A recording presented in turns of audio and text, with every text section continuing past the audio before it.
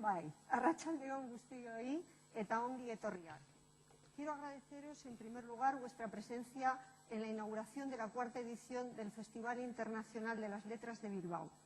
Una apertura que para nosotros es un sueño que deseamos compartir con vosotros, ya que en estos 4 días vamos a contar, además de con un magnífico plantel de autores y autoras, con 2 grandes intelectuales de nuestro tiempo, el filósofo Slavoj Žižek y el novelista Salman Rushdie. A todos ellos les damos la bienvenida en nombre de Alhóndiga Bilbao por haberse acercado hasta nuestra ciudad.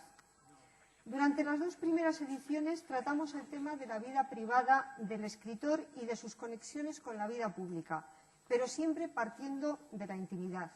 El pasado año, coincidiendo con la apertura de Alhóndiga Bilbao, nos interesaron las visiones que de las ciudades y los espacios nos proporcionaban los autores en sus obras, en unos casos alegóricas, en otras reales, en otras líricas. En esta cuarta edición pensamos que había que darle un giro a Gutun Zuria, que debíamos de conectarnos de una forma manifiesta con lo social y con la respuesta de la literatura y el pensamiento a todas las situaciones que cada día pasan delante de nuestros ojos. De ahí el lema de Gutun Zuria 2011. Haz lo que quieras mientras no hagas nada. Evidentemente es una forma de provocar una reflexión sobre la época que estamos viviendo. Nuestra idea inicial partió precisamente de esa observación. Pasan muchas cosas delante de nuestros ojos, pero nos quedamos inmóviles e indiferentes. Una paradoja que a nuestro juicio define el presente en el que nos movemos. En esta reflexión nos han ayudado Rosa Ferré y Paul Holdengraber, que junto a Iñaki Esteban forman en este momento el equipo de asesores de Gutun Zuria. Nuestra intención es que a través de la reflexión y el debate que propicie el festival podamos obtener una idea más clara de esta primera década del siglo XXI en la que parece está cambiando radicalmente el mundo. No quiero olvidarme de las organizaciones y de las personas que cada año ayudan a que Gutun Zuria salga adelante. Me refiero a los patrocinadores, especialmente a la BBK, a los libreros, a los editores, a traductores y a todas las personas que han hecho posible su realización. Y, cómo no, a todos ustedes que nos acompañan. Voy a proceder seguidamente a elaborar unos breves comentarios en relación con el desarrollo de esta doble sesión de conferencias de hoy. Por favor, apaguen sus móviles. La primera parte de la sesión va a ser a cargo de Slavoj Žižek, que va a ser presentado por Iñaki Esteban. Entre la conferencia de Slavoj Žižek y la de Salman Rushdie habrá un intervalo de 10 minutos. Las personas que salgan en este intervalo, por favor, lleven con ustedes el ticket de la entrada a la conferencia porque les será requerido a la hora de volver a entrar. Y sin más, voy a dar paso al primer acto de conversaciones protagonizado por Slavoj Žižek, que ha elegido como título de su intervención "La situación es catastrófica pero no seria". Seguro que muchos de ustedes conocen a Žižek, a ese filósofo esloveno que ha revitalizado el panorama del pensamiento, acercándonos conceptos y tratando de que entendamos el sentido de muchas de las situaciones que en este momento se están dando. Él es filósofo, es psicólogo, es psicoanalista, y además es un especialista en los elementos relacionados con la cultura popular. Le va a presentar Iñaki Esteban, periodista y ensayista y asesor de Gutun Zuria cuando todavía Alhóndiga Bilbao era un conjunto de cimientos, una serie de planos y la existencia de Gutun Zuria un objeto de deseo compartido.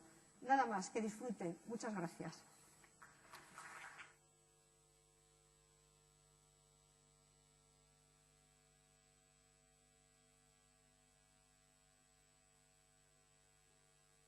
Hola, buenas tardes a todos. Gracias por haber venido. De verdad que para nosotros es un orgullo que teneros a todos aquí tan numerosos en esta intervención de Gutun Zuria y de Slavoj Žižek, que abre esta edición y que realmente estamos orgullosos de poder tener a nosotros a este tipo de intelectual, ¿no? que hace de la filosofía algo vivo, algo actual, un elemento más de nuestra experiencia y un ingrediente fundamental también de nuestras conversaciones y nuestros debates.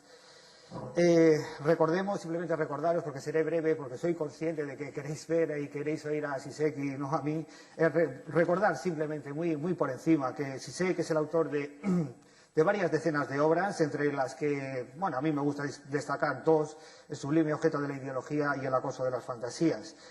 De su lectura, de la lectura de estas obras y de otras de Zizek, hemos aprendido que la política no puede funcionar sin grandes palabras, sin esos enganches simbólicos como Dios, la nación, el pueblo, palabras sacralizadas y objetos de deseo cuya existencia es imposible de demostrar. También hemos aprendido que las fantasías tienen un lado oscuro y que más que una liberación muchas veces suponen una esclavitud, porque esas fantasías están con frecuencia alentadas por un grandioso sistema consumista que las produce con su fuerza arrolladora y seductora. Zizek busca la emancipación y por eso nos urge a abandonar ese universo fantástico o fantasmático y a actuar, pues solo en el acto está la esperanza de cambiar las cosas. Todos estamos convocados a actuar, a salir de una engañosa situación de observadores inocentes, porque no hay inocencia que valga ante los ecocidios, ante los genocidios tan habituales todo el día. Y el que crea, y aquel que crea en esa inocencia, se coloca del lado del cinismo. Todos somos participantes de este estado de cosas que recurre al miedo como principio unificador. Cito un texto de Zizek. El principio unificador del miedo es el miedo a los inmigrantes, al delito, a la depravación sexual, al Estado desmesurado y a sus pesados impuestos, a las catástrofes ecológicas, etc. Tal pospolítica equivale siempre a una asamblea aterradora de personas aterrorizadas. Doctor por la Universidad de Ljubljana, la capital de su Eslovenia natal, profesor en las más prestigiosas universidades de Estados Unidos y de Europa, Zizek se ha convertido en una referencia del pensamiento de nuestros días.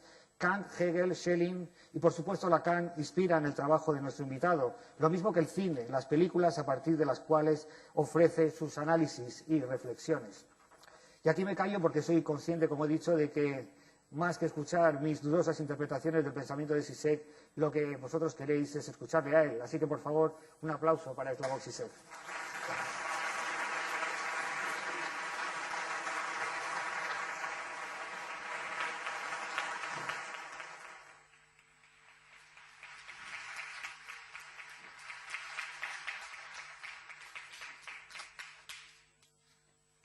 Compañeras, compañeros, estoy muy contento de estar aquí.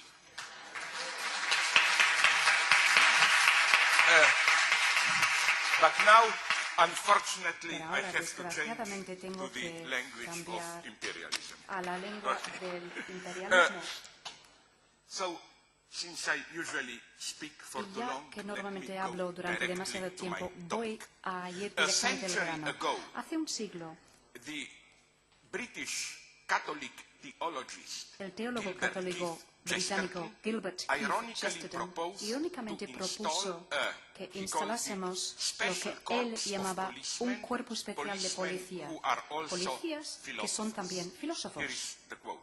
Esta es The una work cita. of the philosophical La labor policeman de este is policía at once filosófico sería bolder and más more valiente, subtle pero también than más that sutil of the ordinary que el detective. trabajo de un detective Ordinary normal. detective El detective goes to normal courthouses to va arrest a thieves. cafeterías para We go to detener artistic tea a parties to detect ladrones, pero pessimists. nosotros vamos The a ordinary fiestas detective artísticas para discovers detectar from a ledger pesimistas. or a diary El detective that a crime has normal been descubre committed. de un diario que We se ha discover from a cometido book un of crimen, pero sonnets nosotros that descubrimos a de crime un will libro be de sonetos que van We a have to trace the ocurrir origin varios of those crímenes. dreadful Nosotros tenemos que thoughts buscar el that origen drive de estos men terribles on pensamientos at que last to impulsan intellectual al hombre fanaticism hacia and un fanatismo intellectual intelectual y un crime. End of delito quote. intelectual. Eso es el Good final de la cita. thinkers as different Los as pensadores tan Karl diferentes Popper, como Karl Popper, Theodor Adorno, Teodoro or Adorno Emmanuel Levinas o a Immanuel also Levinas not subscribe no to a apoyarían slightly también changed una version versión of this un tanto idea, cambiada where de esta actual idea political en la crime que is called el delito político real totalitarianism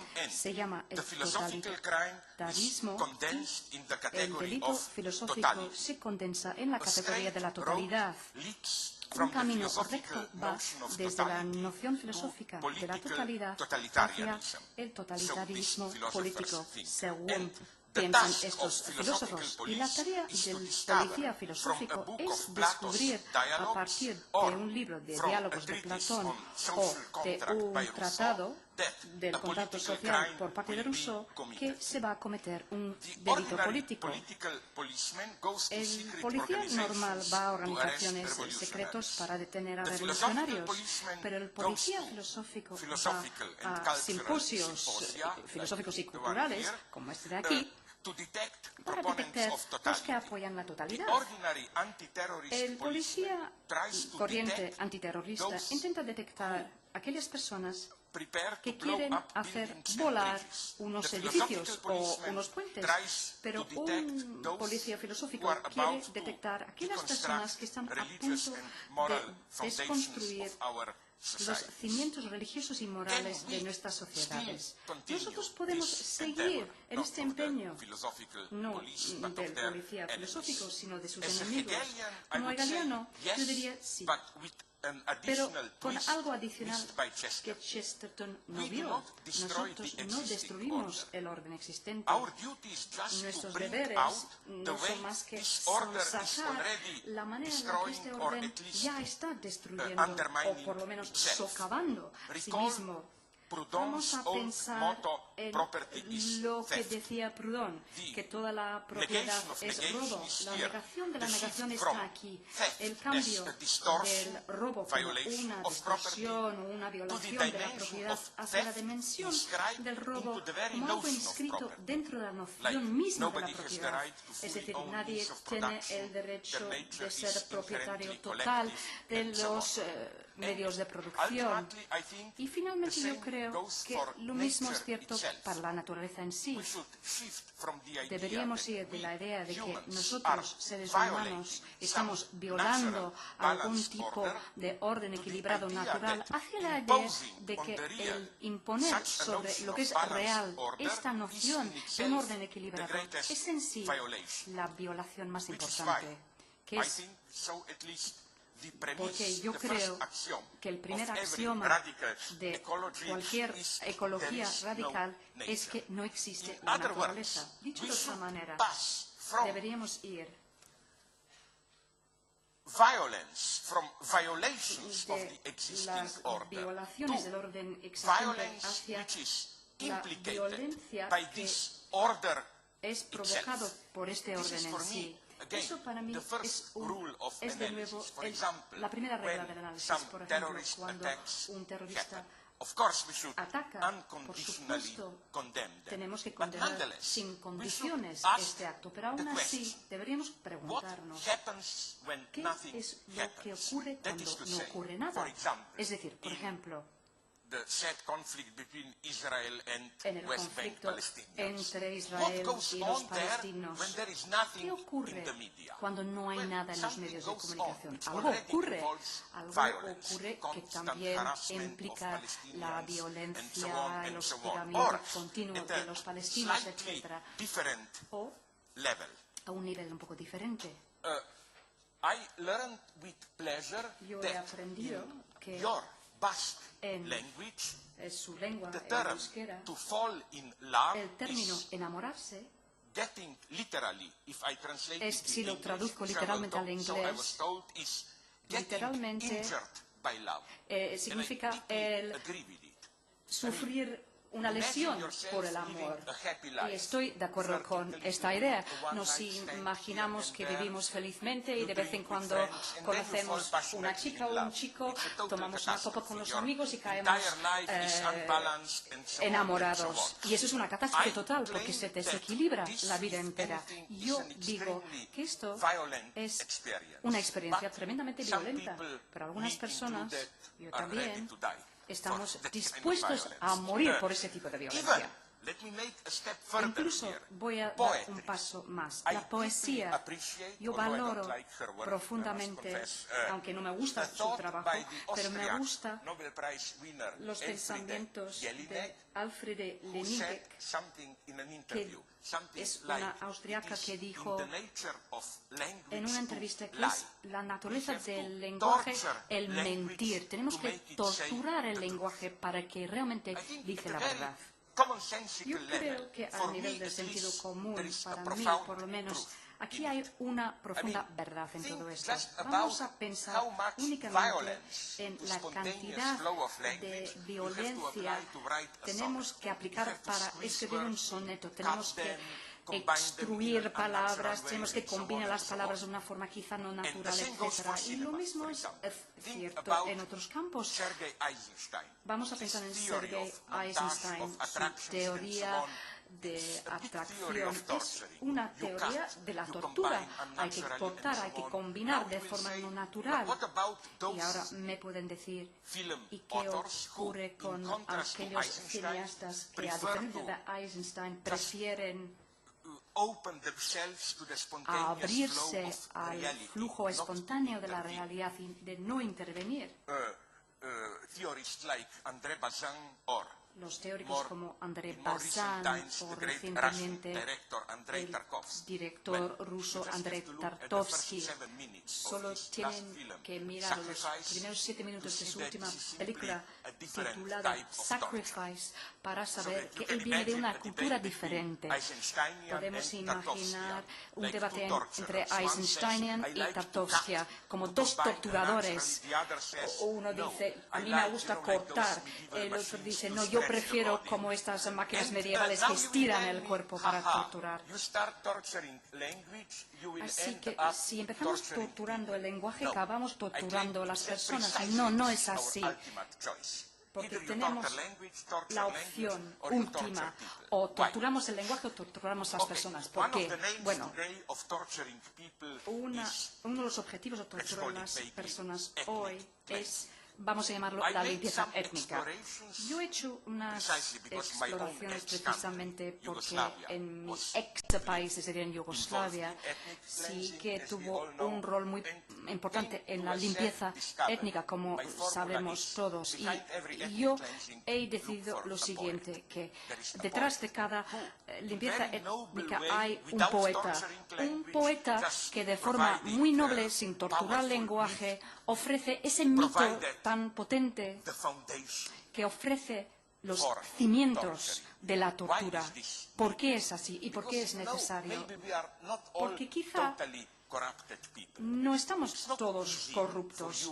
No es nada fácil para uno torturar o atacar de forma brutal a una persona viva que tenemos delante. ¿Cómo lo hacemos? Pues hace falta una motivación fuerte, mítica, sagrada, para poder decir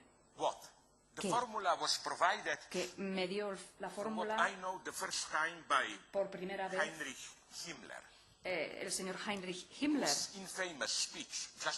cuyo discurso infame que justifica el Holocausto contiene el siguiente pensamiento: cualquier idiota puede hacer cosas grandes para su país, puede sacrificar su vida, su propia vida, pero un héroe de verdad es aquella persona que es capaz de vender su alma al diablo para cometer un gran crimen en nombre de su país. Para mí eso es lo perverso de la lógica totalitaria, en la que la mera superación de las fronteras étnicas no se percibe como tal, es decir, como un terrible delito, sino como la vocación más ética imaginable. Lo único que he querido hacer con estas palabras es simplemente complicar un poco esta cuestión de la violencia y otras cuestiones también, porque de ninguna manera podemos salir de la violencia. El orden existente ya sostiene, mantiene una cantidad determinada de violencia. Incluso los que apoyan a Gandhi, que dicen que hay que ofrecer una resistencia no violenta, para mí eso tiene una violencia positiva, una violencia propia. Una vez yo escribí en un libro en inglés, y es algo que desencadenó muchos ataques sobre mi persona, algo muy controvertido, lo reconozco. Le dije que el problema de Hitler era que no era lo bastante violento. Y sigo diciendo lo mismo. Creo que para realmente luchar contra la tentación fascista deberíamos resistir esa rehabilitación truculenta de Hitler, que viene a decir lo mismo. Sí, era un tío, un bastardo, un criminal, pero sí era valiente, tenía agallas. Y me ha llamado la atención como en mi parte de la ex Yugoslavia, es decir, en Eslovenia y también en la República vecina de Croacia, hace unos años se volvió de moda entre los deportistas de élite de referirse de esa manera a la Alemania nazi. Por ejemplo, un croata esquiador muy importante, cuando se le preguntó ¿cómo se prepara usted para la competición de mañana?, contestó: es perfecto, como el ejército alemán el 22 de junio de 1941. Y él luego dijo: bueno, ya sé que Hitler era un criminal, pero por lo menos tenía agallas, tenía huevos. Yo creo que por lo menos podemos decir que eran cobardes los nazis. Toda esa violencia, esa idea de matar a los judíos, era porque no se atrevían a hacer lo que hacía Gandhi, que es con una resistencia no violenta, el detener el funcionamiento, en este caso, del Estado colonial en la India. Toda la violencia de Hitler era lo que Nietzsche hubiera llamado la violencia reactiva, una violencia que tiene el propósito preciso de no interrumpir las relaciones de poder existentes, de mantener el orden social tal cual como está. Así que esto es mi paradoja fundamental, que a menudo lo que aparentemente es algo no violento y bendecido puede sostener y legitimar la violencia más brutal. Les voy a dar un ejemplo extremo. Probablemente no conocen lo que ocurrió con la comunidad de budistas Zen en Japón a finales de los años 1930 a principios de 1940. Yo me sentí horrorizado al leer que, al margen de 10 disidentes, millones de ellos no apoyaron únicamente el militarismo japonés, sino que lo justificó a través del budismo Zen. Por ejemplo, yo no les veo, están a la oscuridad ustedes, pero por ejemplo, si hay unas personas mayores entre el público, quizá se acuerdan de su era de hippie en los años 60. ¿Se acuerdan del señor Suzuki? Era una persona que popularizó el Zen en el occidente, la idea de hacer el amor y no la guerra, el poder de las flores, etc. Y es interesante leer los textos de este mismo hombre, el señor Suzuki, de finales de los años 30, donde justifica no únicamente el militarismo japonés, sino que además da consejos sobre cómo la formación en Zen puede hacer que matar a una persona sea más fácil. Un libro que he leído de Suzuki viene a decir lo siguiente: vamos a suponer que usted es un soldado, se enfrenta a un soldado enemigo y le tiene que atravesar con un cuchillo. Eso es difícil, porque usted se percibe como una persona que hace que el cuchillo entre en la barriga del enemigo, y eso le concede a uno una cierta responsabilidad. Pero es así únicamente porque erróneamente usted permanece en la realidad ordinaria y piensa que es el agente, pero al llegar a la ilustración budista, el llamado Satori, toda su percepción cambia. Ya no se considera como agente, sino una especie de observador pasivo y neutral que insiste en este fenómeno que percibimos como la realidad. La mano se tensa alrededor del cuchillo y el enemigo, el cuerpo del enemigo, se cae encima del cuchillo Y usted no hace nada en realidad. Lo digo no para reírme del Zen, porque realmente es una experiencia espiritual auténtica. Pero lo digo para llegar a una conclusión moral muy triste, que me lleva de nuevo a la poesía.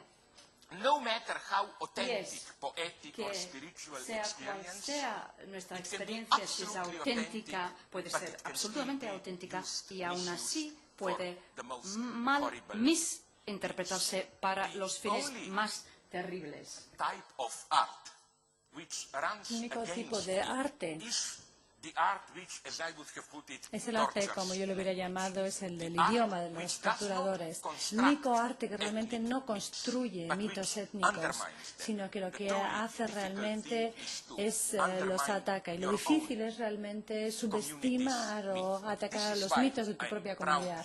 Por eso precisamente es un orgullo para mí estar aquí con Salman Rushdie, porque es lo que hizo. Esos son los auténticos artistas para mí hoy en día, no los que simplemente hacen poemas nacionales muy interesantes y cuando realmente surgen problemas como consecuencia de todo ello dicen no, yo no decía nada, sino que por ejemplo en la antigua Yugoslavia todos nos hemos reído de Ravan Karadzic, que también era un poeta, pero hay que decir dos cosas al respecto. Primero, ahora sí que nos gustaba como poeta, pero antes de la guerra de Bosnia se le tomaba muy en serio, aunque ahora nos riamos de él. Y créanme, realmente todas las repúblicas de la extinta Yugoslavia tenían cada una su propia personalidad. Yo en un libro, por ejemplo, leí sobre la masacre de Ruanda. Ahí también había un poeta nacional muy importante que realmente estaba estableciendo un poco las bases para que durante décadas se alimentara este odio entre Hutus y Tutsis. Bueno, voy a seguir, por lo tanto, después de esta introducción, explicando cómo funciona hoy la ideología, porque está realmente lo que es el cuerpo de la teoría de la paradoja un poco ofuscado. Y aquí llego un poco a lo que antes he citado cuando he hablado de una verdad que quizás no es apócrifa, pero como se dice, verdad sino nevero, ben trovato, si no es verdad está bien hallado, no obstante.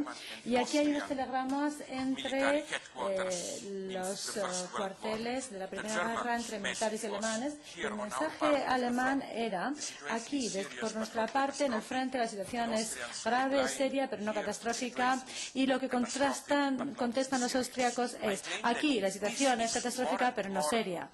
Esto creo que es cada vez más lo que está ocurriendo. ¿Cómo nos relacionamos precisamente con este predicamento global? Todos sabemos las catástrofes que pueden producirse, ecológicas, sociales, etcétera. Sin embargo, en cierto modo, no nos lo tomamos en serio y no podemos. En el psicoanálisis, este tipo de actitud se llama la división fetichista.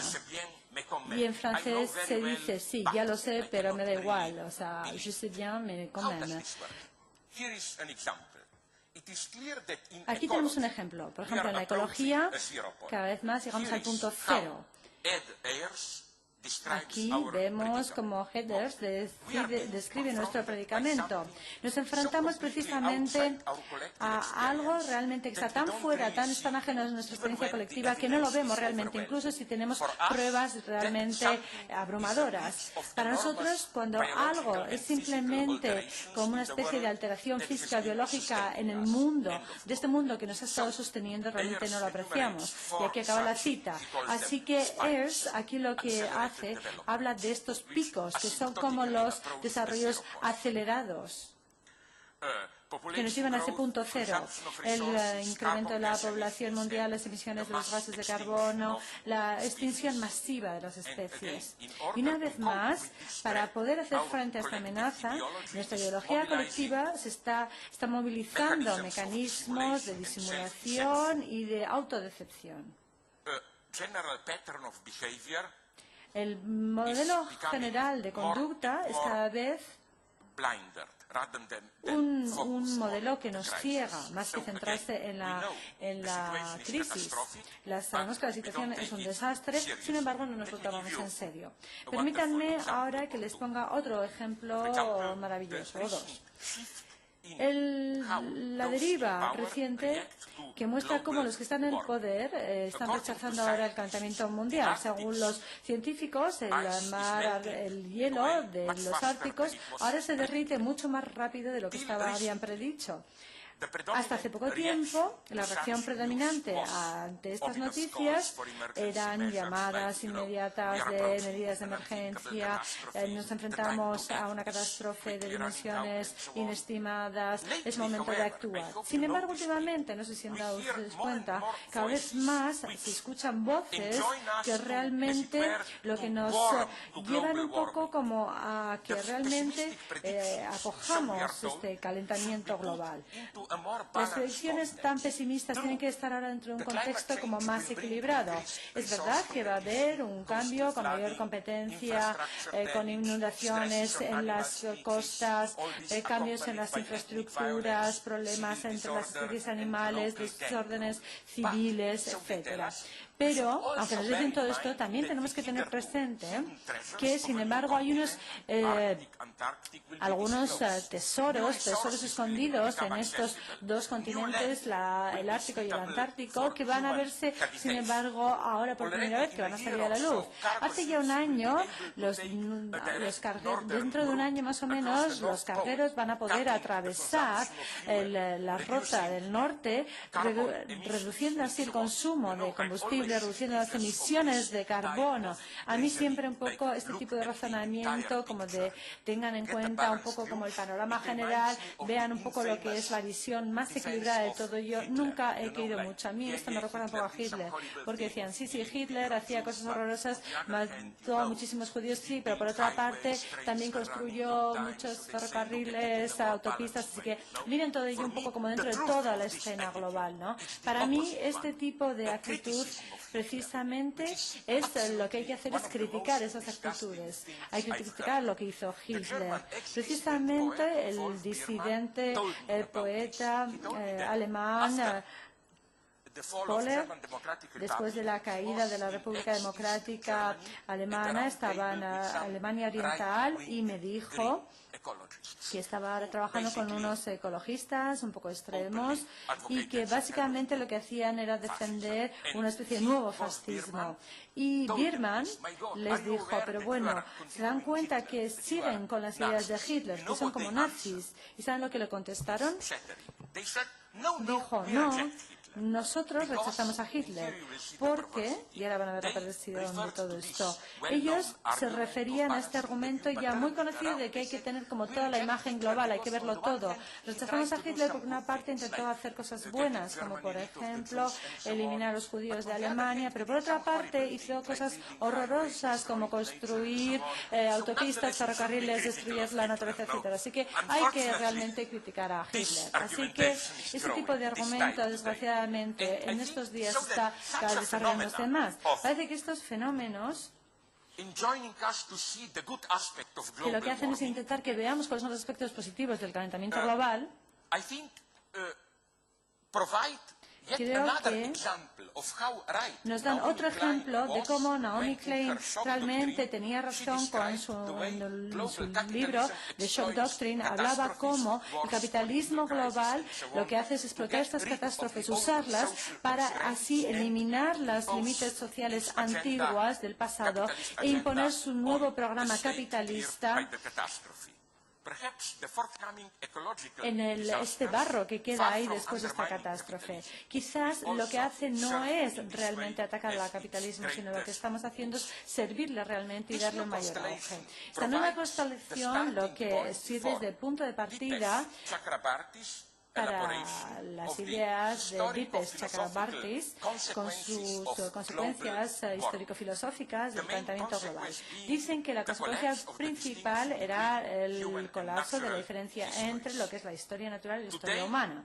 Hoy en día, la humanidad, la industria humana, ahora tiene tanta influencia en nuestro entorno natural que muchos científicos piensan que estamos entrando en una nueva era, una nueva biológica, que se debería llamar, como el Pleistoceno, etcétera, ahora llamarle antropoceno, porque ahora somos los seres humanos los que estamos actuando como factor biológico. Nuestra supervivencia depende de ciertos parámetros naturales que nosotros solemos dar como por algo que nos cae del cielo. La lección principal de este calentamiento global es el tema de que realmente hay que ver cuáles son los parámetros naturales estables de la vida en la Tierra. La temperatura, la composición de la atmósfera, que haya suficiente energía y agua. Los seres humanos pueden hacer lo que quieran siempre y cuando realmente no alteren los parámetros de manera importante de la vida en la Tierra.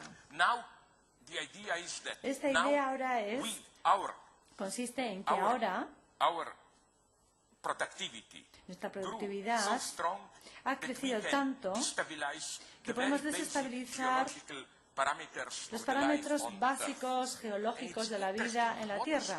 Y es interesante realmente cuál es ahora la reacción más silenciosa de aquellos que están en el poder. Realmente en los medios de comunicación no se oye mucho, pero si alguien lee entre líneas, realmente puede ver cómo los que están en el poder se están preparando para tomar medidas desesperadas a nivel de geoingeniería. Intentos de modificar de manera deliberada el entorno de la Tierra a gran escala para hacer que se adapte a las necesidades de los seres humanos. También, ahora lo que se está teniendo en cuenta son las maneras de incrementar el poder de reflexión de nuestra atmósfera, o sea, cómo podemos ahora mandar esta luz de vuelta a la Tierra. También ver cómo podemos deshacernos del sulfuro que hemos lanzado a la atmósfera una vez más para evitar que un exceso de sol llegue a la Tierra. Otra medida que se ha tenido en cuenta, la fertilización del océano a través del hierro, etcétera. Tenemos que tener en cuenta que la geoingeniería entró en escena cuando nos dimos cuenta que realmente los seres humanos no éramos capaces de cortar la emisión de emisiones tóxicas a la atmósfera. Rápidamente, la geoingeniería nos lleva a una serie de acciones que quizás nos hagan evitar un cataclismo. Pero evidentemente aquí hay muchos problemas. La identidad precisa precisamente de cuáles son los puntos de inflexión es algo que no está claro. No sé si se acuerdan cuando los científicos ecologistas empezaban a decirnos el calentamiento global en los próximos años, en el próximo siglo, si alcanzaba 2 grados Celsius, bueno, hasta ahí estará bien, pero si supera los 2 grados de calentamiento, entonces será un desastre. Y bueno, evidentemente es un número un poco imaginario, quién sabe, quizás puede incrementar en 4 grados la temperatura y no pasa nada, o quizás si aumenta menos pues un desastre. Pero vemos que los efectos colaterales de la geoingeniería es algo que no podemos predecir, etcétera, etcétera. No obstante, yo pienso que no podemos tampoco decir, bueno, no hagamos nada. Quizás nos vamos a ver abocados a hacer algo.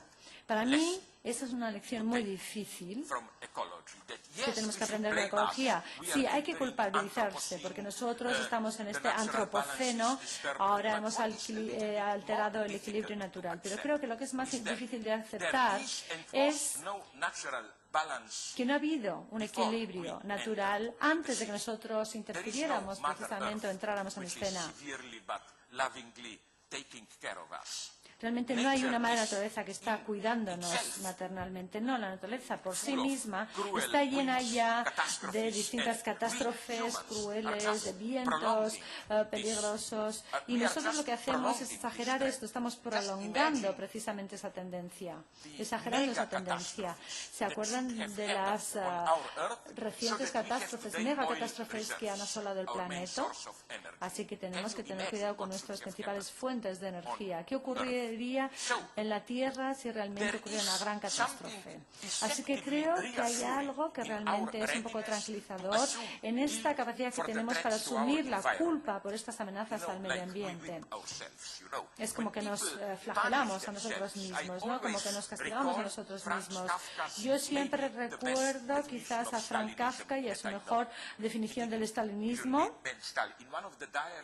En uno de sus diarios, de Kafka, leí un pensamiento fantástico sobre un perro que era normalmente latigado con frecuencia por su dueño. Llegó un momento en el que el perro, en que cogió el látigo, se lo quitó a su dueño, y empezó a autolatigarse y dijo, bueno, ahora ya soy libre.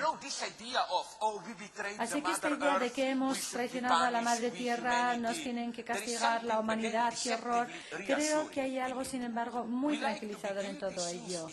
Porque somos culpables, porque eso quiere decir que todo depende de nosotros. Nos gusta entonces ser culpables. Es decir, que en principio parece que podemos también salvarnos si cambiamos nuestras vidas. Lo que realmente es difícil de aceptar es que no todo depende de nosotros.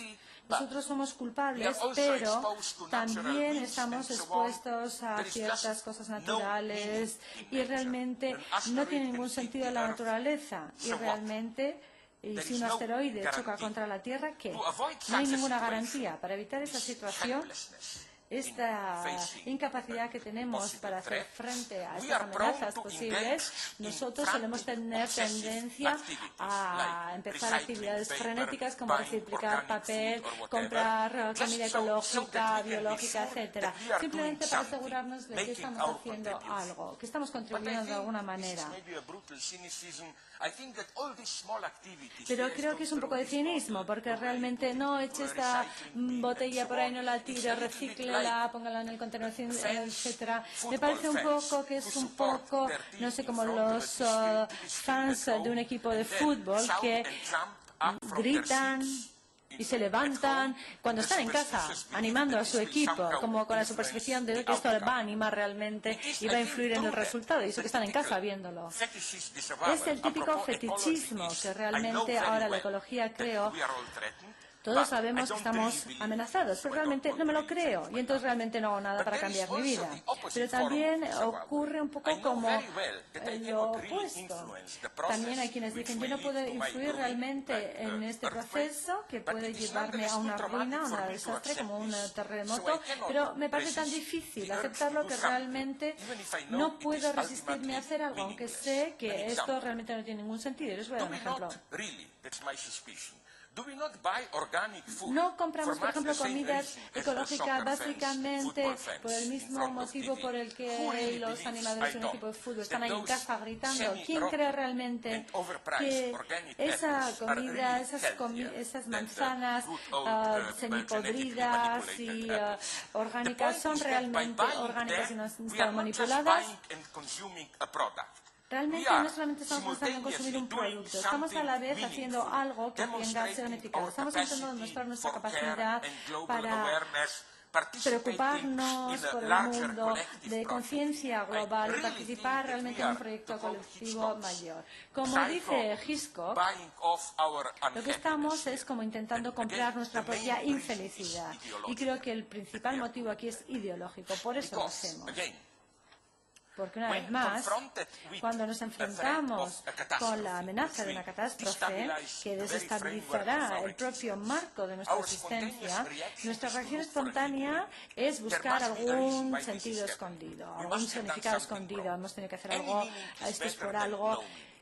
Buscarle un sentido es mejor que esto no tenga ningún sentido, porque así hay una especie como de diálogo con el universo. Por eso es fundamental, pienso yo, resistirse a la tentación de encontrar un significado oculto cuando nos enfrentamos a potenciales catástrofes o a auténticas catástrofes, desde el SIDA hasta los desastres ecológicos. Los dos grandes conservadores, Jerry Falwell y Pat Robertson de Estados Unidos, ¿cómo reaccionaron ante el atentado del 11 de septiembre? Decían que eran un signo de que Dios ha dejado de proteger a los Estados Unidos debido a las vidas pecaminosas que llevan los americanos. No, este hedonismo, materialista, liberalismo, la sexualidad desbocada. Y decía que realmente era un castigo el 11 de septiembre, que realmente recibieron lo que se merecían los americanos. Pero luego también tenemos estos ecologistas profundos que parece que hacen lo mismo cuando lo que hacen es analizar nuestros problemas medioambientales como si fuera la venganza de la madre tierra por nuestra explotación despiadada de los recursos naturales. Y creo que hay que tener un poco de fe y seguir con el legado judío-cristiano. Creo que el principal gran libro de la crítica teológica es el libro de Jehová.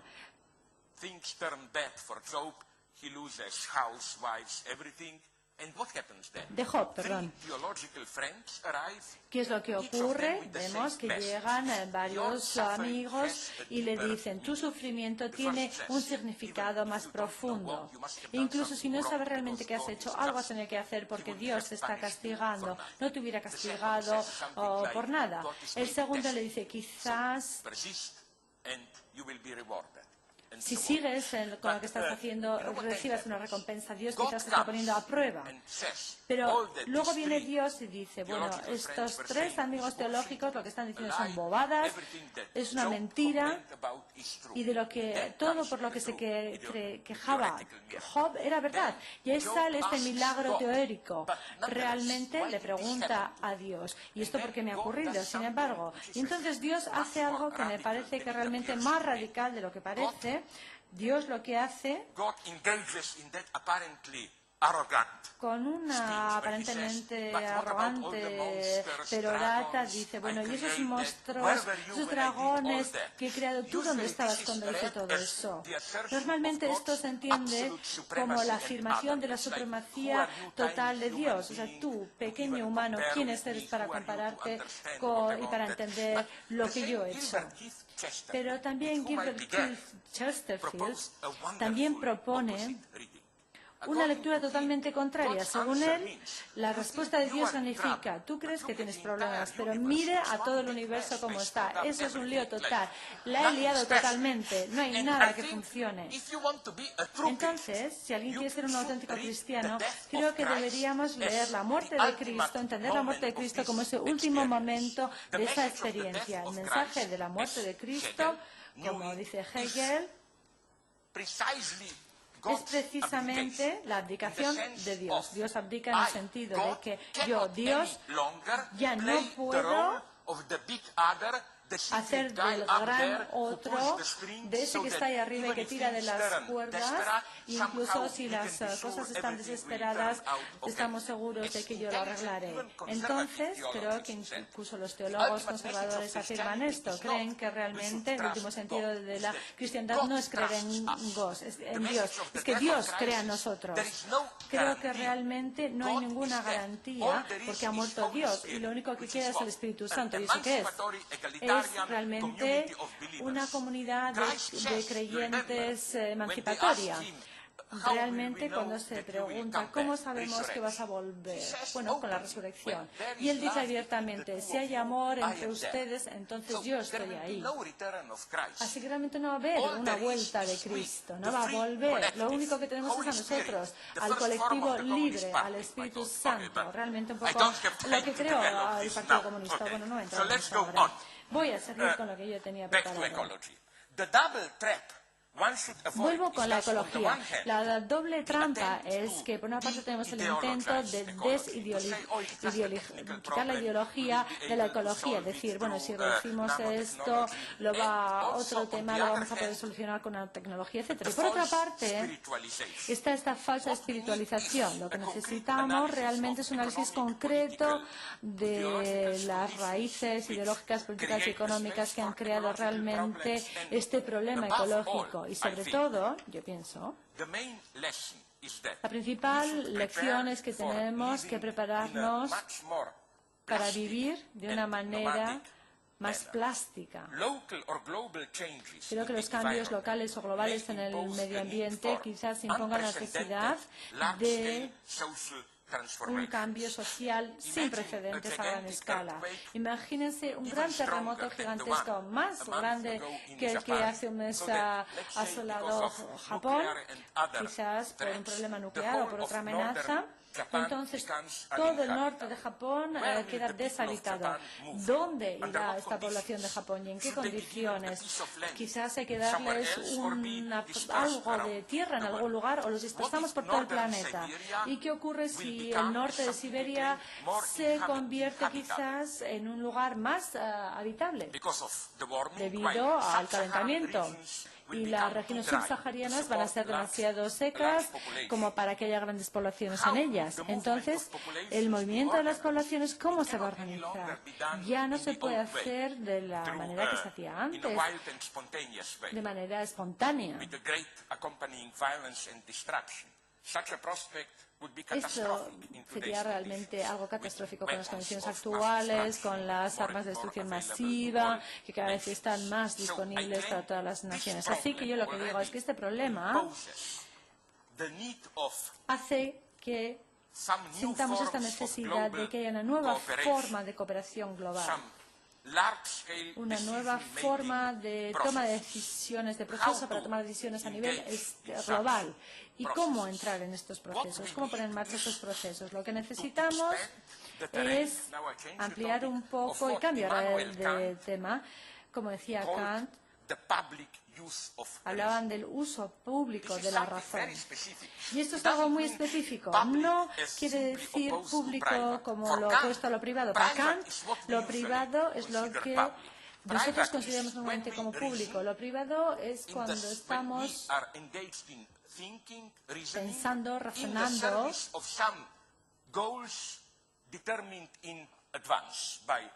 siguiendo una serie de normas que de antemano ha establecido la sociedad. Si uno es un abogado, pues lo que hace es utilizar de una manera privada el razonamiento.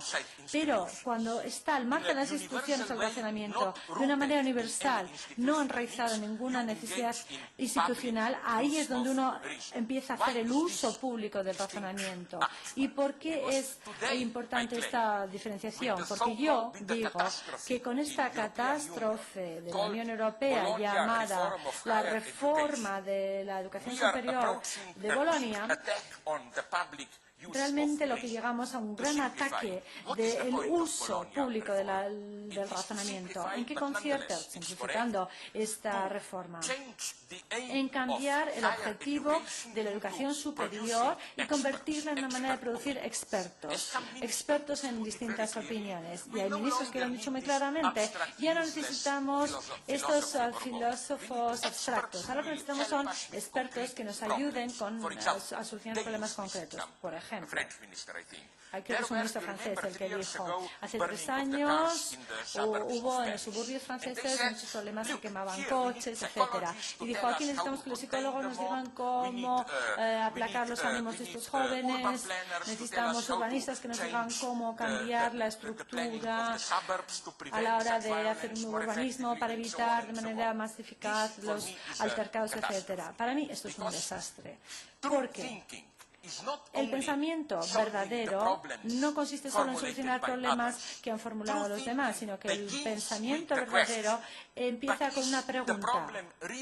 ¿El problema realmente está ahí donde parece que está? ¿Cómo percibimos un problema? ¿Eso forma parte ya del problema? Por ejemplo, con un ejemplo muy evidente. Si decimos que Alemania en los años 30 tenía un problema con los judíos, bueno, no es realmente evidente si se formula de esta manera el problema. Es algo que ya está perdido, porque realmente la gran pelea no consiste en cómo solucionar los problemas, sino en cómo formularlos. Es la propia formulación de los problemas. Y aquí, en este tema, vamos a llamar del uso público del razonamiento, hay nuevos problemas, nuevos retos que van surgiendo para un comunista. Yo me considero comunista, pero luego les diré cómo. No hay ningún programa totalitarista oculto aquí, no se preocupen. Les voy a decir qué es lo que está ocurriendo ahora también en Internet, en la web. Esto que llamamos ahora la informática en nube. Cada vez son más pequeños los ordenadores. Ya no necesitas una gran caja en casa, porque ahora todo el trabajo, el hardware y el software, todo ahora se puede dejar ahí colgado de una nube. Hay unas grandes empresas a las que tú estás conectadas y donde está todo. Así que si quieres hacer algo, te bajas un programa. Si quieres ver una película, te bajas la película. Así que, una vez más, aquí se reducen los aparatos y tú participas, sin embargo, en esta especie, como habría dicho Marx, de un intelecto foro de conocimiento intelectual que está ahí luego materializado en una nube al que tú te conectas con un iPhone o lo que sea. Pero el problema es que estas nubes tienden a cada vez estar más privatizadas. La misma empresa como Apple, que te vende el hardware, el ordenador, los teléfonos, etcétera, también es la propietaria cada vez más del software. Y entonces, ¿saben ustedes, por ejemplo, que hace poco tiempo, hace 2 meses, Apple hizo un trato con Rupert Murdoch, con la empresa de Rupert Murdoch, de manera que va a ser el único proveedor, el exclusivo proveedor para aquellos que utilizan los iPhones? Esa es la dificultad un poco del predicamento actual. En cierto modo, nuestro espacio cada vez más es comunista, en el sentido de que tenemos que fiarnos de cosas comunes, de espacios comunes, porque nos movemos en los espacios comunes. El problema, y esto es lo que Marx no vio, el problema es que esos espacios comunes, per se, cada vez más se están privatizando. Marx fue muy inocente. En sus manuscritos sí que dijo que con el desarrollo del capitalismo, el conocimiento del capitalismo, llegará la gran potencia productiva. Y eso quiere decir que el capitalismo para el marxismo va a ser algo que ya no va a tener sentido, porque con el paso del tiempo la fuente de la riqueza no va a ser la mano de obra. Pero Marx ya veía que esto iba a llegar, que poco a poco el capitalismo se iba como autodestruyendo. Lo que Marx realmente no podía prever era la privatización de lo que él llamaba el intelecto general, es decir, esta cooperación social y ese conocimiento social. Por ejemplo, Bill Gates, ¿cómo ha sido lo que era durante tanto tiempo? Ya no es lo que era. No por la explotación realmente de sus trabajadores, sino tampoco basándose en el beneficio, sino en la renta. Él, por distintos medios, a través de estas maniobras, casi consiguió monopolizar los bienes comunes, los espacios comunes en los que nos movemos y queremos utilizar los ordenadores y queremos comunicarnos con los demás. Hasta, en cierto modo, privatizó este espacio común. De manera que no es el beneficio, es la renta que le pagamos. Le pagamos una renta por poder comunicarnos con los demás, entre nosotros, etc. Así que una vez más se trata de un campo de batalla fundamental. Y el tercer campo de batalla fundamental, y con esto voy a concluir, sería el campo político. No todo es oscuro. Hay cosas que están ocurriendo y realmente encajamos aquí en la definición de Kant de lo sublime, ese momento en lo que algo milagroso ocurre, que realmente te da como esperanzas de que hay posibilidad de que evolucione la humanidad, porque para Kant eso, como ustedes saben, realmente eso fue la Revolución Francesa, que una vez más también generó una reacción sublime en todos los seres razonables. Y creo que lo mismo podríamos decir de las últimas revueltas egipcias. Cualquier duda, miedo que surja, a partir de ese momento de entusiasmo cuando estábamos viendo la televisión, estas revueltas, todos nosotros participábamos en esta libertad universal de la humanidad. Todo el escepticismo que detrás de las puertas sentíamos, vimos que era algo equivocado. Realmente fue una revuelta universal. Inmediatamente todos nosotros pudimos identificarnos con ello. No necesitamos ningún tipo de análisis cultural sobre cuáles eran las características específicas de la sociedad egipcia, etcétera, etcétera. El momento quizás más sublime se ha producido cuando los coptos y los musulmanes empezaron una oración común en la plaza de Tahrir, cuando dijeron todos en común estamos contra esta violencia sectaria religiosa. Así que realmente ahí los liberales occidentales vieron lo que siempre habían querido. Vieron que los musulmanes, por primera vez, había un movimiento laico, secular, por la libertad. Lo han conseguido Y sin embargo no se encontraban a gusto, no era fácil, porque no era solamente lo que nosotros teníamos aquí en Occidente, sino que para ellos había algo más. Pedían también justicia social y económica, y eso es algo que realmente no encaja con esa lectura que hacemos, que lo que los egipcios quieren simplemente es conseguir lo mismo que tenemos aquí en Occidente, o lo que los liberales occidentales quieren.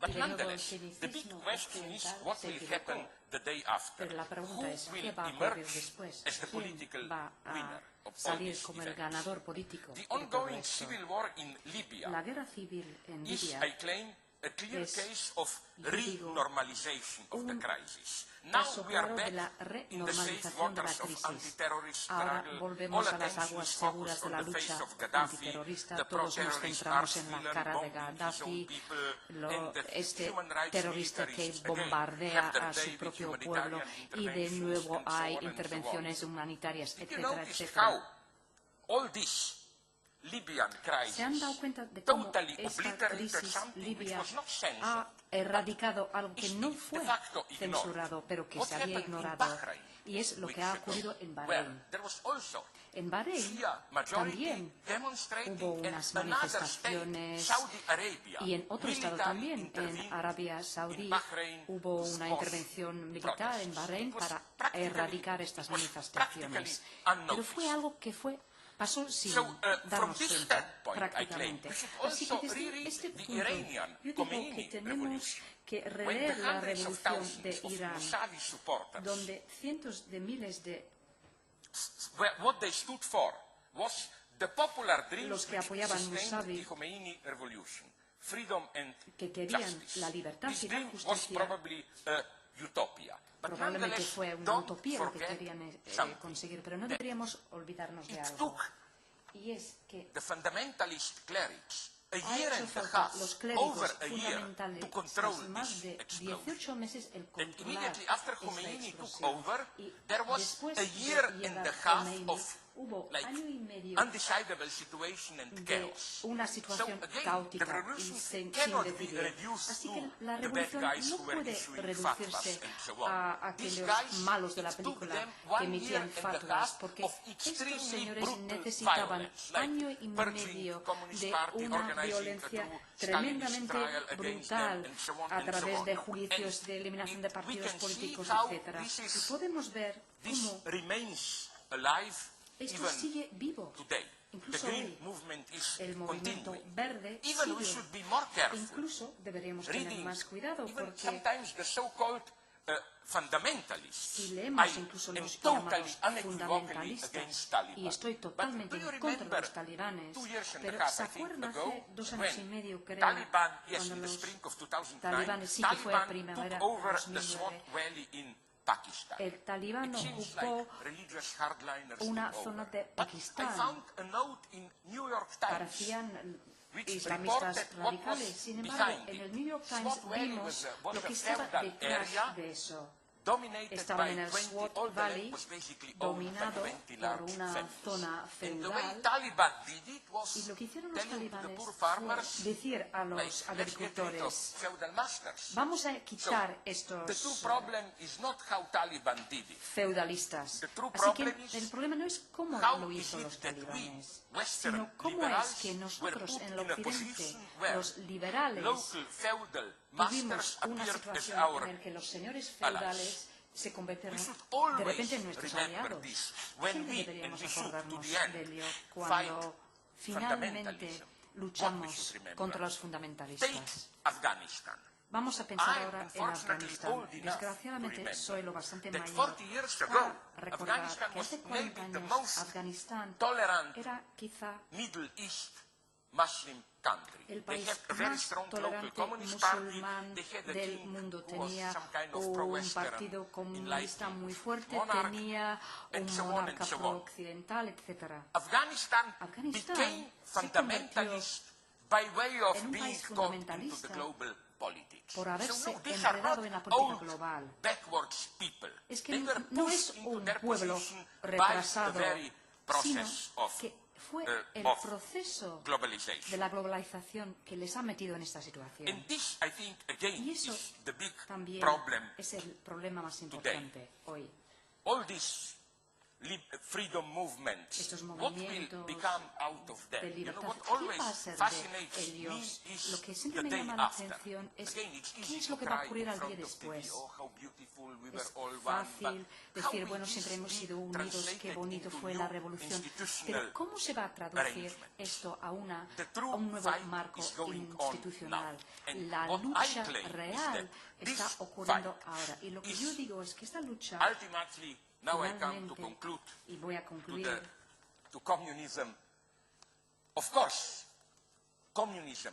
bueno, por supuesto, es comunismo en el sentido de Estado partidista de un movimiento del siglo XX. El comunismo ha mostrado ser ineficiente. Pero lo que yo digo es que, sin embargo, los problemas que tenemos delante hoy siguen siendo los problemas del comunismo. Es decir, son los problemas del espacio común. La ecología es el problema de nuestro medio ambiente, nuestro común ecológico, algo que nos preocupa a todos. Es el antecedente común de nuestra vida intelectual. También tenemos el espacio compartido del conocimiento, incluso la biogenética es un problema del espacio común. ¿Quién será el propietario de nuestra identidad colectiva genética? Y además, las nuevas formas de apartheid.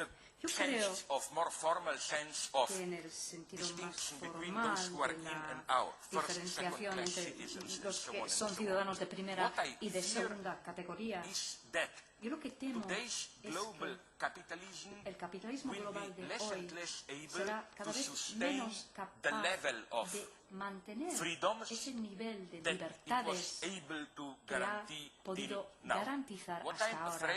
Lo que me temo es que lo que nosotros poéticamente llamamos el capitalismo con valores de Asia es cada vez más algo que demuestra su eficiencia. Vamos a mirar el caso de Singapur, de China, por ejemplo. Allí tenemos un capitalismo muy dinámico, incluso más destructivo del capitalismo occidental, pero a la vez funciona mejor que en un nuevo tipo de entorno autoritario. Y yo digo que no hay que subestimar la fuerza de este modelo, su alcance universal. Ya tenemos indicaciones de ello, quizá. Berlusconi es, yo digo, como un capitalista con valores asiáticos en su versión europea o italiana, o en su versión cómica. Pero aún así, yo digo que esto sí que nos debería preocupar. Que la democracia, nuestra manera de considerar la democracia representativa será cada vez menos incapaz de ofrecer un marco dentro del que puede funcionar un Estado en las condiciones críticas de hoy. Y es cada vez más incapaz de captar la energía de las revueltas sociales. Por ejemplo, hace unos años yo estuve en Inglaterra cuando ganó las elecciones Tony Blair. Recuerdo ver en el BBC una especie de encuestas de la opinión pública en la que los telespectadores tenían que elegir la persona que más se odiaba en Inglaterra. Y ganó Tony Blair a las 2 semanas de haber ganado las elecciones. Eso quiere decir que hay una cierta insatisfacción que no se refleja en las elecciones. ¿Qué podemos hacer? El comunismo hoy no es el nombre de una solución, sino el nombre de un problema. El problema del espacio común y todas sus dimensiones. Cualquiera que sea la solución, tiene que resolver este problema. Es únicamente así que nuestro horizonte puede ser o puede permanecer comunista. Y me pueden preguntar, ¿no es imposible eso? Yo les contestaría con una paradoja. una paradoja the passage with which I begin. que tiene que ver con Situation is mi primera catastrophic, but not cita. serious. La situación You es know, the catastrófica, old pero no es 68 seria. Well-known slogan, ¿Conocen soyons réalistes, demandons l'impossible. el Let's be eslogan del realistes, let's 68 demand the impossible. que decían, The only vamos a ser truth realistas, utopia vamos a today exigir lo is that imposible? we will be Lo able único que to sabemos resolve hoy our es que vamos a poder resolver by nuestros modest problemas a transformations través de of the unas existing transformaciones modestas No, del it sistema will not existente. work. No, It's no va a up to us funcionar. to Depende de reinvent nosotros communism. reinventar Even el to save comunismo, the incluso so-called bourgeois para salvar freedom. las libertades We are burguesas. approaching a world ¿Por qué si which no I wouldn't like nos acercamos a I un thank mundo en el you que yo very no much quisiera for your vivir? praise. Muchísimas gracias por su paciencia.